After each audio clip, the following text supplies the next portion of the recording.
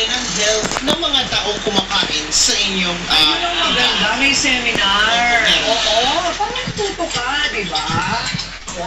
Kung alam mo, paano ko ba ito titigilang makanis?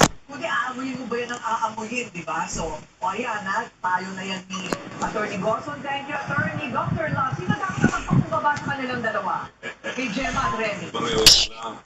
Pero, ate ko rin, meron akong gusto niyo bang real talk? Real talk. Tama rin sila. Sana kayo dahil masakit magsalita si Dr. Love. Hindi naman. Sabi ni attorney, tama nga, for everything.